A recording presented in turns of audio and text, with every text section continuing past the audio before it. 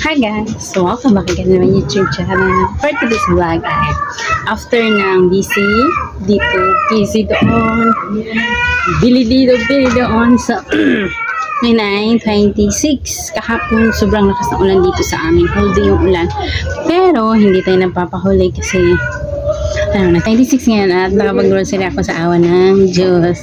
Sobrang busy sa groceryhan ngayon kasi siguro close sila kahapon and then ngayon na sila nag-open. So, ang daming tao. Syempre, nagka-busy sa 24-25. So, yung mga tao talaga ay ngayon talaga itong grocery. Pero ako din, hindi ako napapuli kahit anong busy kasi nasanay na din naman tayo sa kabisihan, di ba? So, AM pa kami doon guys sa grocery. Ano, ang oras na ngayon? 3 AM. Ganun katagal.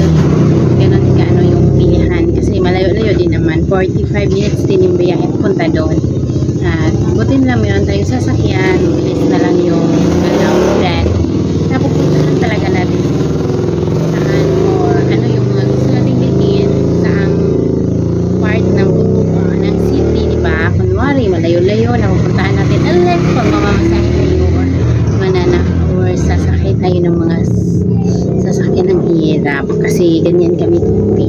And then mahirap din pag magmotor lang kasi sayang lang din yung oras natin, mataas yung pila and then maliit lang yung mabibili natin. So ngayon pala ako sa sasakyan namin. Share ako din sa inyo nung nabantayan ko nung 24 sa umaga busy and then sa afternoon naman relax na and then pagkagabi yung bumom lang talaga is yung mga inumin lang naman yung sobrang benta dito sa amin. Pero tingnan nyo naman, hindi pa ako nakapag-review guys, pero tingnan nyo yung mga dilata ko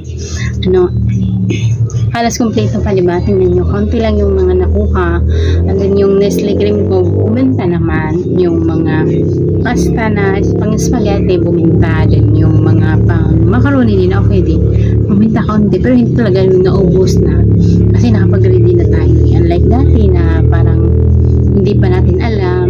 Sa katagalan kasi is malalaman na natin kung yung mga dapat gawin. So 2 days natin guys, nakaipon tayo ng 40 plus mahigit cake. So malaking blessings na yun.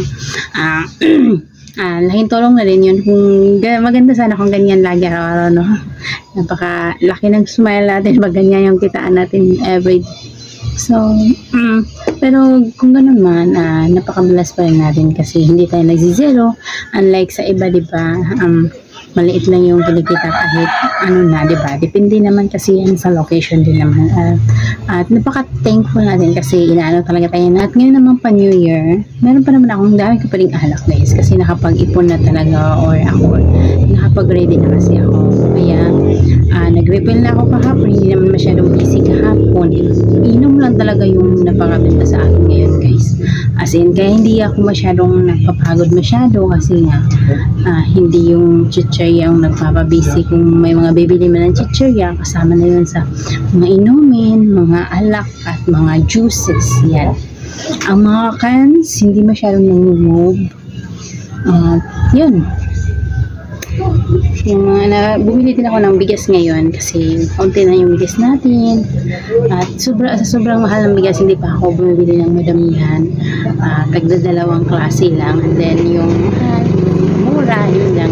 Kasi kung ano lang, di ba sinasabi ko naman lagi kung ano yung afford ng mga kapitbahay natin, yun lang din yung bibilihin natin. Hindi tayo bibili ng sobrang mahal kasi hindi din naman nila mabibili yan. Sayang lang din.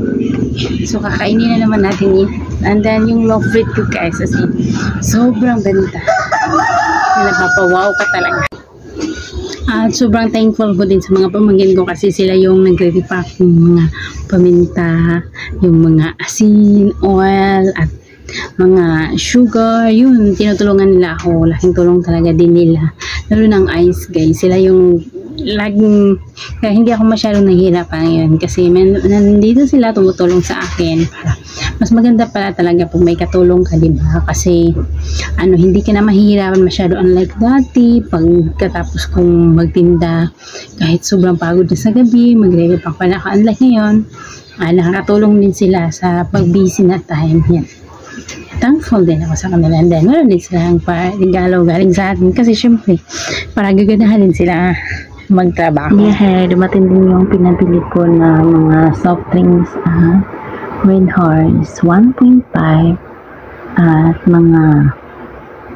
may mga Tetra Pak din. So, 3 case ng 1.5, 15 case ng Red Horse, at 5 case lang ata ng Coke yung kasi paubos na talaga yung mga soft drinks namin guys, and then paubos na din yung mga botelya. Ewan ko ba kung saan na napupunta yung mga botelya.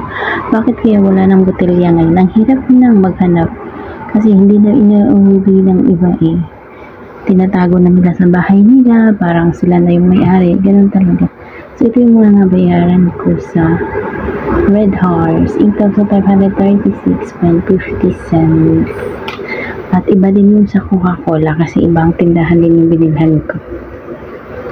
So, nag-tie up din ako, or may mga pa-tie up sila, and then may dineposit din ako sa Red Horse na tatlong piraso lang ata na botelya kasi nagkulang yung botelya ko. And then ito naman ay sa Coca-Cola or sa mga soft drinks, 5,336, kasali na yung mga Tetra Pak, 1.5 Coke liter, at yan.